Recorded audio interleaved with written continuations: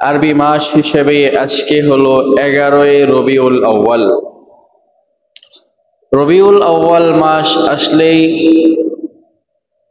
মুমিনদের অন্তরে এক ধরনের আনন্দ কাজ করে, কারণ এই মাসেই মহানবী সাল্লাল্লাহু আলাইহি সাল্লাম এই পৃথিবীতে আগমন করেছেন। রবিউল আউয়াল মাসেই এই অন্ধকারাচ্ছন্ন পৃথিবীটাকে আলোকিত করার জন্য সর্বশেষ সর্বশ্রেষ্ঠ রাসূল খাতামুল আম্বিয়া আকায়ে নামদার তাজদারে মদিনা মুহাম্মদুর রাসূলুল্লাহ সাল্লাল্লাহু আলাইহি সাল্লামের জন্ম হয় এই রবিউল আউয়াল মাসে। তবে রবিউল আউয়াল মাসের কোন তারিখে কোন দিন তার জন্ম হয়েছে এই নিয়ে অনেক ইখতিলাফ আছে, মতানৈক্য রয়েছে। ঐতিহাসিকদের কেউ কেউ বলেন নবীজির জন্ম 9ই রবিউল আউয়াল, কেউ কেউ বলেন 17ই রবিউল আউয়াল, তবে সবচাইতে প্রসিদ্ধ হলো 12ই রবিউল আউয়াল। এটা প্রসিদ্ধ, কিন্তু সহি হওয়ার দিক থেকে 9ই রবিউল আউয়াল এটা এগিয়ে গিয়েছে। মুহতারাম হাজিরিন, 12ই রবিউল আউয়াল সম্ভাব্য নবীজি সাল্লাল্লাহু আলাইহি সাল্লাম এই পৃথিবীতে এসেছেন, এটা সম্ভাবনাময় হতেও পারে অথবা আগে পরে হতে পারে। কিন্তু 12ই রবিউল আউয়ালের এই দিনেই যে নবীজি সাল্লাল্লাহু আলাইহি সাল্লাম ইন্তিকাল করেছেন এক্ষেত্রে কোনো সন্দেহ নাই, ইখতিলাফ নাই। আজকে 11ই রবিউল আউয়াল, আগামীকালকে 12ই রবিউল আউয়াল, মহানবী সাল্লাল্লাহু আলাইহি সাল্লামের মৃত্যুদিন, নিশ্চিত মৃত্যুদিন। জন্মদিনের সম্পর্কে ইখতিলাফ আছে। মুহতারাম হাজিরিন, এই দিন একদিক থেকে যেমন আমাদের জন্য আনন্দদায়ক, কারণ এই দিন আমাদের সবচেয়ে মুহাব্বতের নবী মুহাম্মদ সাল্লাল্লাহু আলাইহি সাল্লাম পৃথিবীতে এসেছেন।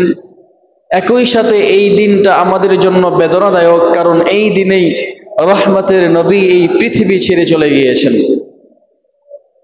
মুহতারাম হাজিরিন, নবীজি সাল্লাল্লাহু আলাইহি সাল্লাম পৃথিবীতে আসা এবং পৃথিবী থেকে বিদায় হওয়া এটা তাকদীর লিখিত ছিল। কিয়ামতের অন্যতম একটি আলামত হলো নবীজি বলেন,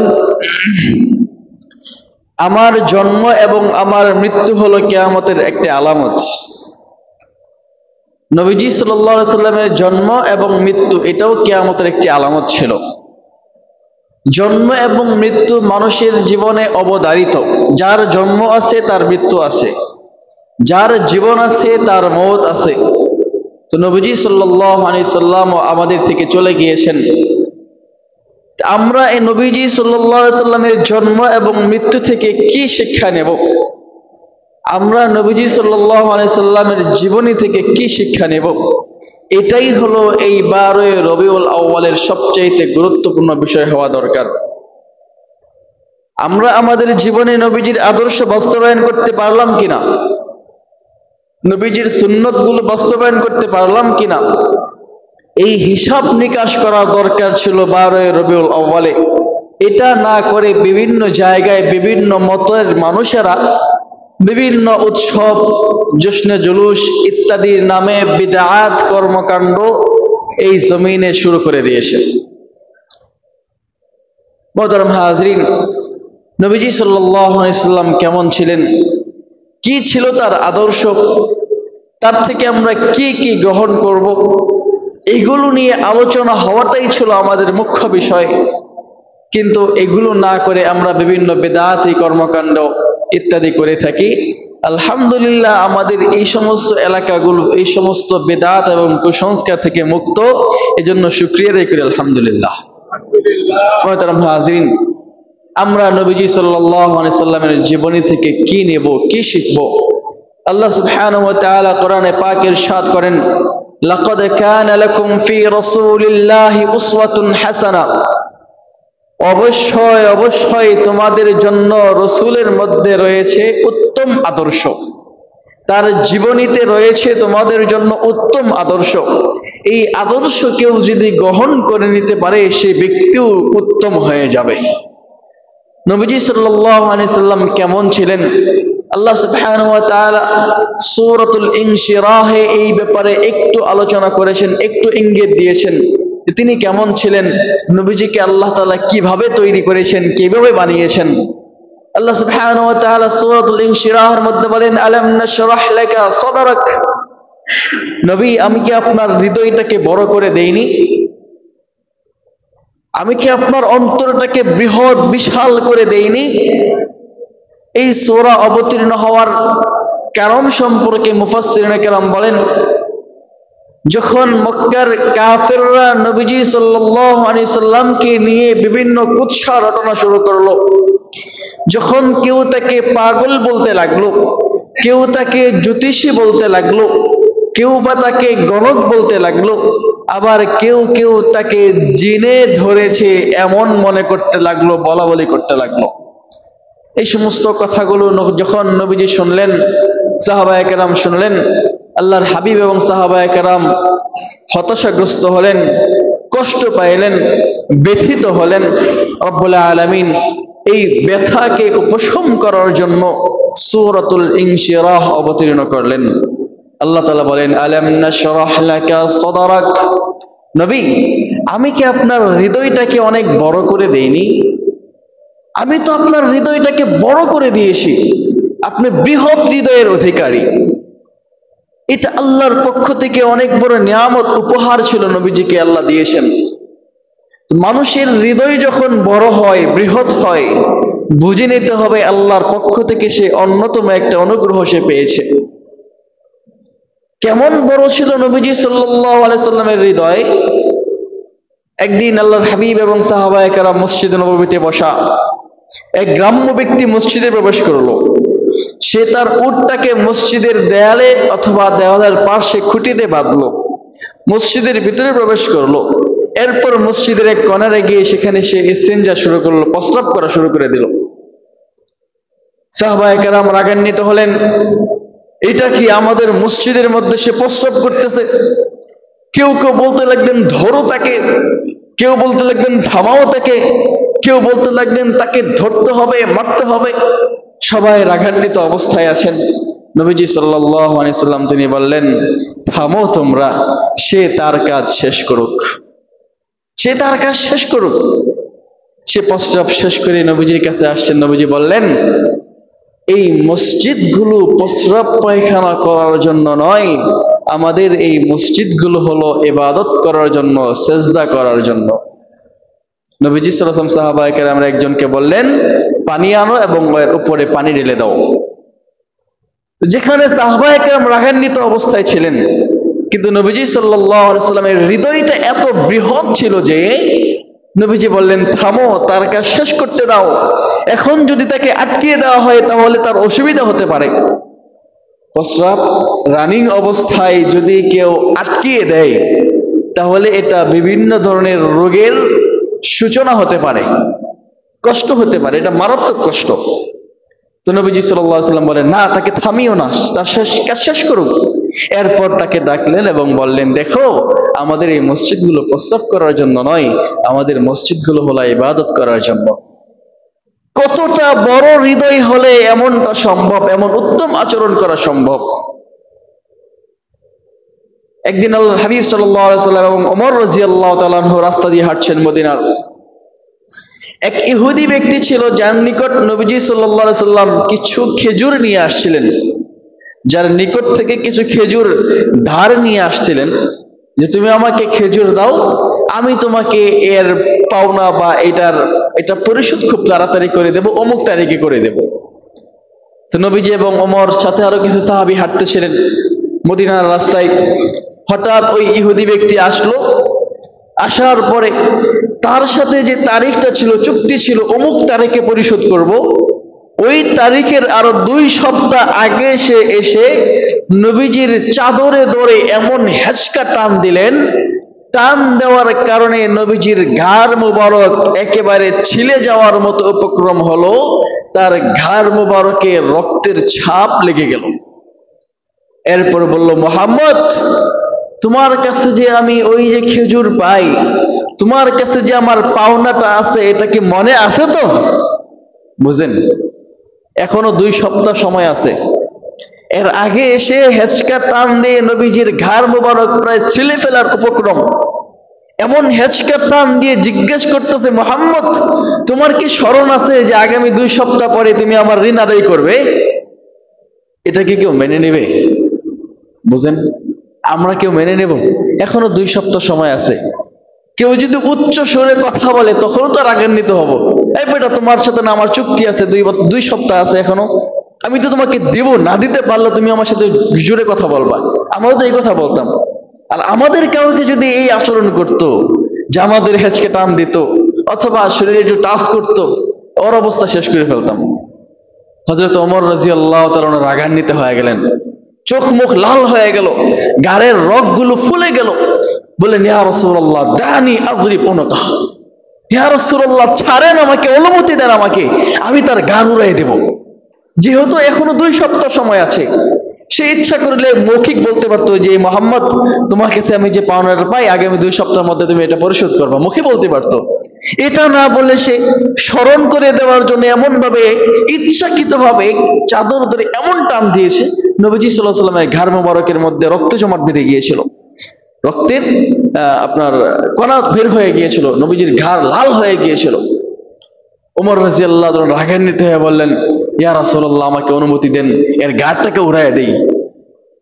নবীজি সাল্লাল্লাহু আলাইহি ওয়াসাল্লাম তিনি বললেন, ইন্না লিসাহিবিদ দাইনি মাকাল, যে ঋণ দেয় তার কিছু বলার অধিকার আছে, তাকে ছেড়ে দাও, তাকে ছেড়ে দাও, তাকে মেরো না। যে ঋণ দেয় তার কিছু বলার অধিকার আছে। এই কথা বলে নবীজি হেসে বললেন, তোমরা যদি কিছু করতে চাও তাহলে তার ঋণ তাকে উত্তম ভাবে পরিশোধ করে দাও। তোমরা যদি আমার জন্য কিছু করতে চাও তাহলে আমার কাছে যে ঋণটা সে পায় এটা উত্তম ভাবে পরিশোধ করে দাও। কত বড় হৃদয়ের অধিকারী হতে পারলে যে এমন কথা এই সময়ে বলা যায়। মুহতারাম হাজিরিন, আল্লাহ কোরআনে বলেন, আলাম নাশরাহ লাকা সাদরাক। পরবর্তীতে ওই ইহুদি বলেন যে আল্লাহ তাআলা যে কোরআনে কারিমে আলাম নাশরাহ লাকা সাদরাক, নবীর হৃদয়টা অনেক বড় করে বানিয়েছেন, এটা যে বলছেন এটা আমি পরীক্ষা করার জন্য এই কাজ করেছি। নবীজিকে আমি ঋণ দিয়েছি, আমিও জানি 2 সপ্তাহ পরে নবীজি আমার ঋণ সঠিক সময়ে ফেরত দেবেন। এরপরও আমি পরীক্ষা করলাম যে সে সত্য নবী না মিথ্যা নবী, তার হৃদয়টা বড় না সংকীর্ণ, এটা পরীক্ষা করার জন্য আমি এই কাজ করেছিলাম। আমার ঋণও দরকার নাই, ইয়া রাসূলুল্লাহ আমাকে কালেমা পড়ায় দেন। মুহতারাম হাজিরিন, এই ছিল নবীজির হৃদয়, এত বিশাল হৃদয়ের অধিকারী ছিল। মক্কার একজন প্রসিদ্ধ কুস্তিগীর আবু রুকানা, বিশাল বড় শক্তিশালী, উচ্চতা এবং শরীর স্বাস্থ্য সুস্থতা সবকিছু মিলিয়ে তার অনেক শক্তি ছিল। এই আবু রুকানাকে নবীজি একদিন দাওয়াত দিলেন, আবু রুকানা তোমার যে শক্তি, তোমার যে স্বাস্থ্য, তোমার যে সুঠাম দেহ, যদি তুমি জান্নাতি না হয়ে জাহান্নামী হয়ে যাও এই শক্তি সুঠাম দেহের কোনো উপকার তুমি পাবে না। তুমি তাওহীদ গ্রহণ করো, কালেমা গ্রহণ করো, এক আল্লাহর দিকে ফিরে আসো। আবু রুকানা বলল, আমি ইসলাম গ্রহণ করব, একটা শর্ত আছে। কি শর্ত? যে আমার সাথে যদি আপনি কুস্তি করে জিতে যেতে পারেন তাহলে আমি আপনার ধর্ম গ্রহণ করব। আর যদি আমার সাথে কুস্তি করে আপনি হেরে যান অথবা কুস্তি না করতে চান তাহলে আমি কোনো দুর্বল ব্যক্তির অনুসরণ করব না। আবু রুকানা বলল, হয়তো আপনি আমার সাথে কুস্তি করবেন, যদি জিতে যান তার মানে আপনি আমার চেয়ে শক্তিশালী, শক্তিশালী ব্যক্তির অনুসরণ করা যায়। আর যদি আপনি হেরে যান অথবা কুস্তি করতে রাজি না হন তাহলে বুঝবো আপনি দুর্বল, আপনার সাথে আপনার অনুসরণ আমার পক্ষে সম্ভব নয়। কারণ শক্তিশালী ব্যক্তি কখনো দুর্বলের অনুসরণ করে না। আমি আবু রুকানা মক্কার সবচেয়ে বড় কুস্তিগীর, আমি আপনার অনুসরণ করব দুর্বল মানুষের, এটা আমার ইজ্জতের মধ্যে আঘাত লাগবে, আপনি আমার সাথে কুস্তি করেন। নবীজি বললেন, দেখো আমি কুস্তি করার জন্য আসিনি, আমি তোমাকে দাওয়াত দেওয়ার জন্য আসছি। তুমি আমার দাওয়াত গ্রহণ করো, জাহান্নাম থেকে মুক্ত হও, জান্নাতি হও। আবু রুকানা বলল, যেদিন আপনি কুস্তি করবেন জিতবেন সেদিন আপনি দাওয়াত দিন, আর আগে দাওয়াত দিয়েন না। নবীজি সাল্লাল্লাহু আলাইহি সাল্লাম সর্বশেষ নিয়ত করলেন, ঠিক আছে আবু রুকানা, তোমার সাথে আমার কুস্তি হবে, তোমার সাথে আমার লড়াই হবে, কুস্তি হবে। সাহাবায়ে কেরাম বললেন, ইয়া রাসূলুল্লাহ, হযরত আবু বকর তিনি তো এমনিতে নরম দিলের ছিলেন, রজুলান বাক্কাআন, অনেক বেশি ক্রন্দনকারী ছিলেন, কোরআনে কারীমের তেলাওয়াত করলেও কাঁদতেন, তেলাওয়াত শুনলেও কাঁদতেন, এত বেশি নরম দিলের মানুষ ছিলেন আবু বকর। তিনি বলেন, ইয়া রাসূলুল্লাহ, আপনি এটা কি সিদ্ধান্ত নিচ্ছেন? আপনি তার সাথে কুস্তি করবেন? সে তো মক্কার সবচেয়ে বড় কুস্তিগীর, শক্তিশালী, তার 19টা স্ত্রী ছিল। এই আবু রুকানার 19 জন স্ত্রী ছিল, আর অনেক সন্তানাদি ছিল। এত পরিমাণ শক্তি ছিল যে একটা উটের চামড়ার উপর সে যদি পাড়া দিয়ে দাঁড়িয়ে যেত 20 জন ব্যক্তি এই চামড়া তার পায়ের নিচ থেকে সরাতে পারতো না। এত বিশাল শক্তিশালী ছিল আবু রুকানা। ইয়া রাসূলুল্লাহ, আপনি তার সাথে কুস্তি করবেন? যদি আপনি হেরে যান, পুরো কাফেররা তো এমনিতেই আপনার বিরুদ্ধে অনেক বলাবলি করে, এমনিতেই তো আমাদের দুর্নাম অনেক বেশি করে।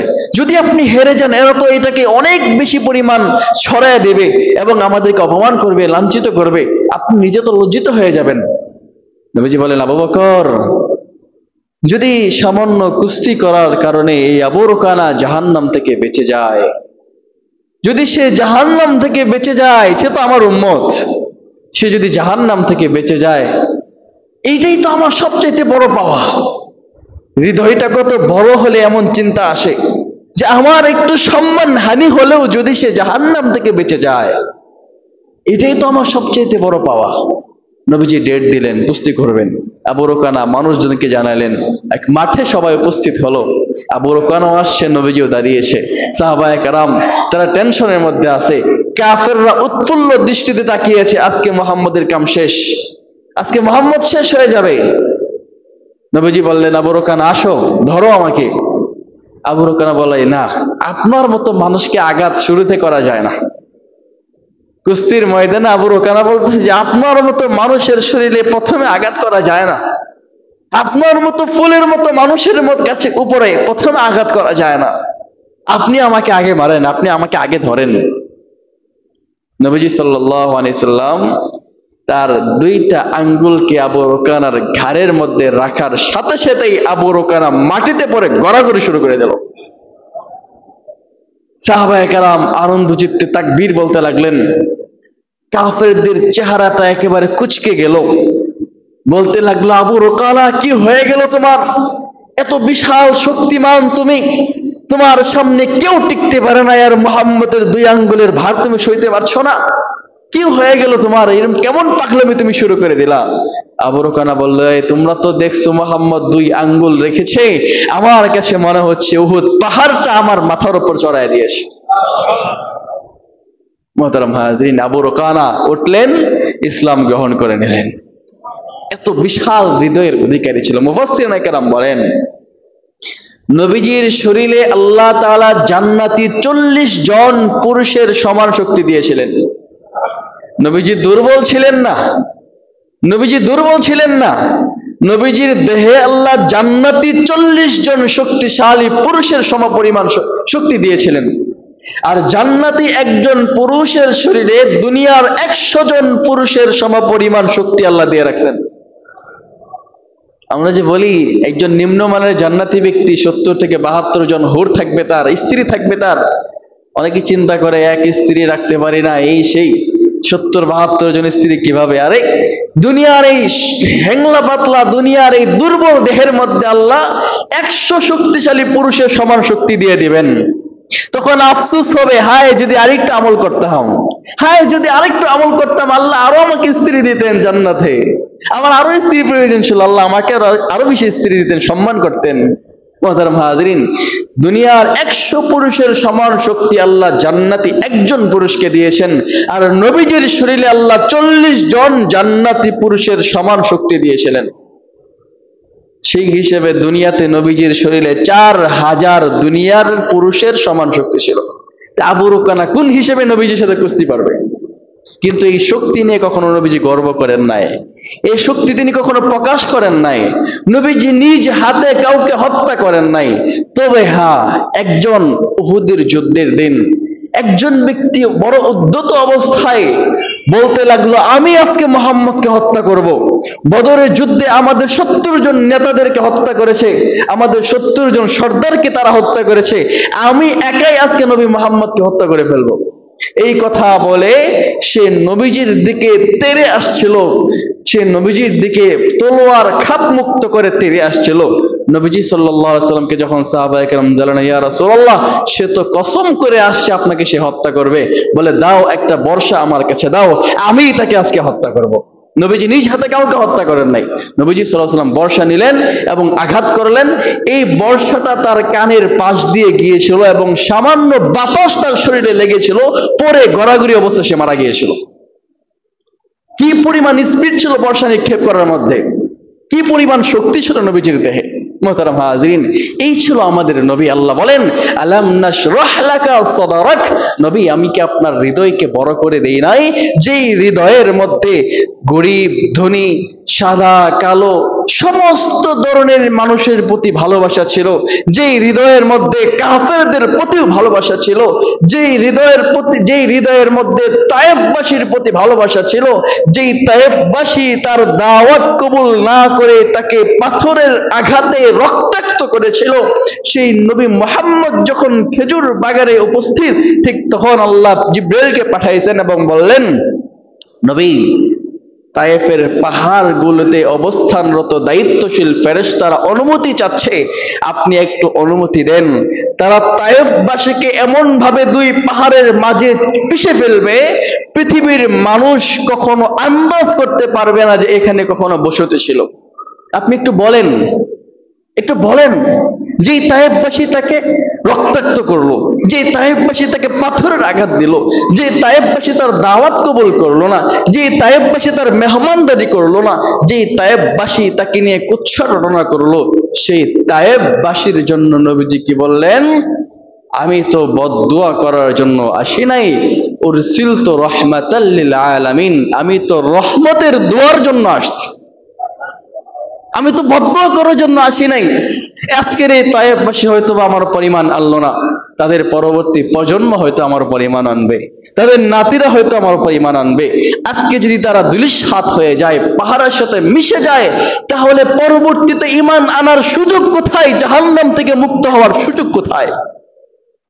আজকে যদি তারা ধ্বংস হয়ে যায়, কিছুদিন পরে হয়তো বা এই এলাকার মানুষজন আমার উপর ঈমান আনবে, জাহান্নাম থেকে মুক্ত হবে। এরা যদি আজকে ধ্বংস হয়ে যায়, জাহান্নামী হয়ে যাবে, এরা কোথায় ঈমান আনবে? সময় কোথায়? সুযোগ কোথায়? এত বড় হৃদয়ের অধিকারী ছিল নবীজি মুহাম্মদ সাল্লাল্লাহু আলাইহি ওয়াসাল্লাম।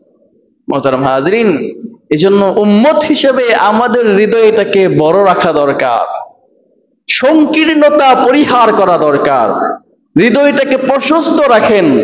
যখন হৃদয়ে প্রশস্ত থাকে তখন হিংসা বিদ্বেষ আসে না। আপনার পাশের এক ভাই ব্যবসা করে অনেক ধনী হয়েছে, যখন আপনার হৃদয়টা বড়, আলহামদুলিল্লাহ আমার পাশের ভাই তো বড় হয়েছে, এই চিন্তা আসবে। যখন আপনার হৃদয়টা ছোট থাকবে, হৃদয়টা সংকীর্ণ থাকবে, তখন অপরের উন্নতি আপনার চোখে ধরবে না, কষ্ট শুরু হয়ে যায়। অপরের ভালো আপনার দেখতে সহ্য হবে না। যখন দেখবেন যে অপরের কল্যাণ, অপরের ভালো, অপরের সম্পদ, অপরের উন্নতি আপনার চোখে সহ্য হচ্ছে না, তখন বুঝে নেবেন যে আল্লাহ আপনার হৃদয়টাকে বড় বানান নাই, আপনিও চেষ্টাও করলেন না। তো বড় হৃদয়ের মানুষ কখনো হিংসা করে না, বড় হৃদয়ের মানুষ কখনো জেদ করে না, বড় হৃদয়ের মানুষ কখনো প্রতিশোধ নেয় না, তারা ক্ষমা করে।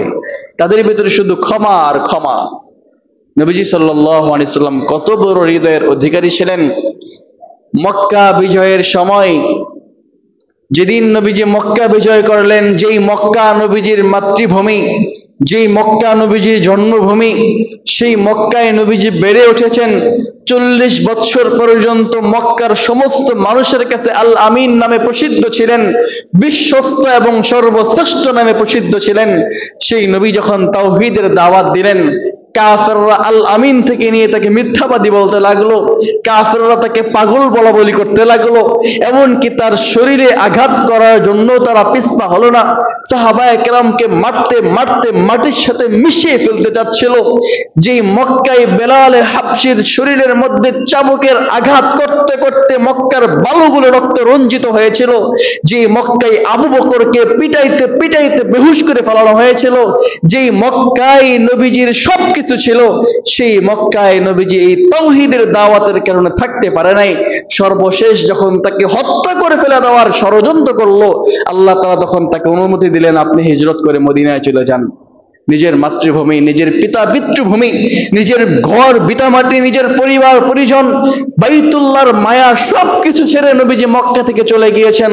মক্কা থেকে মদিনায় গিয়েই নবীজি শান্তিতে থাকতে পারে নাই।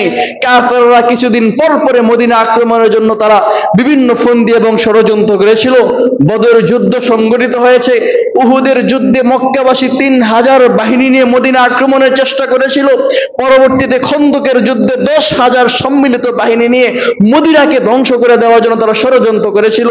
যেই কাফের বাহিনী এই কাজগুলো করেছিল, সেই কাফের বাহিনীর আবাসস্থল মক্কা নগরী যখন নবীজি বিজয় করলেন, তখন নবীজি সাল্লাল্লাহু আলাইহি সাল্লাম কারো থেকে প্রতিশোধ নিলেন না। তিনি বললেন না, তোমরা আমাকে ঘর থেকে বের করে দিয়েছিলা, এখন তোমরা ঘর থেকে বের হয়ে যাও। তোমরা আমাকে হত্যা করার ষড়যন্ত্র করেছিলা, এখন আমি তোমাদের সবাইকে হত্যা করবো। এই কথা নবীজি বলেন নাই। নবীজি সাল্লাল্লাহু আলাইহি সাল্লাম ঘোষণা করে দিলেন, যেই ব্যক্তি বাই হারামের মধ্যে প্রবেশ করবে, যেই ব্যক্তি আবু সুফিয়ানের ঘরে প্রবেশ করবে, যেই ব্যক্তি নিজের ঘরের দরজা লাগাবে, ওই ব্যক্তি আমার হাত থেকে নিরাপদ। সবাইকে সাধারণ ক্ষমা তিনি ঘোষণা করে দেন। আমরা করতাম? করতাম? যেই মক্কা থেকে তিনি বিতাড়িত হলেন, তাকে হত্যা করবে এমন ষড়যন্ত্র করলেন, সেই মক্কা যখন তার হাতের তলায়, সেই মক্কা যখন বিজিত, সেই মক্কায় যখন তার রাজত্ব প্রতিষ্ঠিত, তখনও নবীজি সাল্লাল্লাহু আলাইহি সাল্লাম মক্কাবাসীকে সাধারণ ক্ষমা করে দিলেন।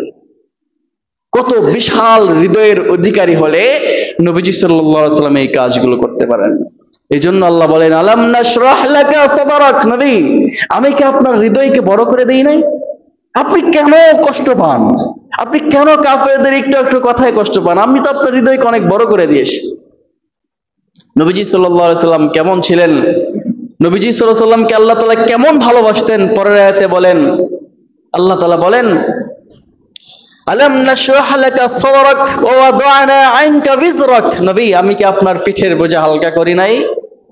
আল্লাহর হাবিব সাল্লাল্লাহু আলাইহি সাল্লাম 40 বছর বয়সে নবুয়ত পেয়েছেন। 40 বছরের আগে যে সময়টুকু ব্যয় হয়েছে, এই সময়টুকু তো নবীজি সঠিকভাবে আল্লাহর ইবাদত করতে পারেন নাই। তো সুতরাং ওই 40 বছরের সময়ের হিসাব যদি আল্লাহ আমার নিকট চায়, আমি মুহাম্মদ আল্লাহর কাছে কি জবাব দেব? সুতরাং এইটা নিয়ে তিনি খুব টেনশনে ছিলেন, তিনি খুব কষ্টের মধ্যে ছিলেন, তিনি অনেক বেশি কান্নাকারি করতেন। হায়, 40 বছর আগে তো আল্লাহ ঠিকই আছেন, আমি তো আল্লাহর ইবাদত ঠিক মতো করতে পারি নাই। এটা তার পিঠের উপর একটা বোঝা হয়ে গিয়েছিল। আল্লাহ তাআলা তার পিঠের এই বোঝাকে হালকা করেছেন। তার জীবনের শুরু থেকে নিয়ে শেষ পর্যন্ত পিছনের এবং অগ্রিম সমস্ত গুনাহ আল্লাহ মাফ করে দিয়েছিলেন। শুধু তাই নয়, মুফাসসিরিনে কেরাম বলেন, নবীজি সাল্লাল্লাহু আলাইহি সাল্লাম উম্মতের গুনাহগুলো নিয়েও টেনশন করতেন। আমার আপনার গুনাহ নাফরমানি নিয়েও নবীজি টেনশন করতেন যে কাল কিয়ামতের দিন আমার উম্মত জাহান্নাম থেকে বাঁচবে কিভাবে? আমার উম্মতের জন্য তো অনেক ফিতনা সামনে আসছে, এই ফিতনার মধ্যে নিজের ঈমান আমল ঠিকঠাক করে নিয়ে আসতে পারবে কিনা? কাল কিয়ামতের দিন তারা আমার হাউজে কাউসারের পানি পান করার সৌভাগ্য অর্জন করতে পারবে কিনা? এইগুলো নিয়ে নবীজি সাল্লাল্লাহু আলাইহি ওয়াসাল্লাম অনেক বেশি টেনশন করতেন। উম্মতের গুনাহের বোঝা তার পিঠের উপর অনেক ভারী হয়ে গিয়েছিল। রব্বুল আলামিন সূরাতুদ দুহার মধ্যে বলেন, ওয়ালা সাউফা ইউতিকা রাব্বুকা ফাতারদা। নবী, আপনাকে আল্লাহ চিরে এমন খুশি দিবেন, আপনি খুশি হয়ে যাবেন। নবীজি সাল্লাল্লাহু আলাইহি সাল্লামকে আল্লাহ তাআলা এই সুপারিশের সুযোগ দিয়েছেন যে কাল কিয়ামতের দিন নবী, আপনি যেই উম্মতের জন্য সুপারিশ করবেন, তাকেই আমি জাহান্নাম থেকে মুক্ত করে দেব। এই কথা বলে নবীজির ওই উম্মতের বোঝাটাকেও নবীজিকে হালকা করে দিয়েছেন। মুহতারাম হাজিরিন, আল্লাহ রাব্বুল আলামিন তিনি তার হাবিবকে অনেক বেশি ভালোবাসতেন। তার হাবিব আল্লাহকে অনেক বেশি ভালোবাসতেন। তার হৃদয়টা অনেক বড় ছিল, সংকীর্ণ ছিল না, তার হৃদয়টা অনেক বড় ছিল। সুতরাং এই রবিউল আউয়াল মাস হলো সিরাত চর্চার মাস। নবীজির জীবনী নিয়ে গবেষণা, নবীজির জীবনী নিয়ে অধ্যয়ন, নবীজির জীবন থেকে শিক্ষাগুলো বের করে নিজের জীবনে এগুলোকে বাস্তবায়ন করার মাস। এই রবিউল আউয়াল মাস হলো নবীজির এই পৃথিবীতে আগমনের মাস। রবিউল আউয়াল মাস হলো নবীজির এই পৃথিবী থেকে পরলোক গমনের মাস। এই রবিউল আউয়াল হলো আমাদের জীবনে সিরাত বাস্তবায়ন করার মাস।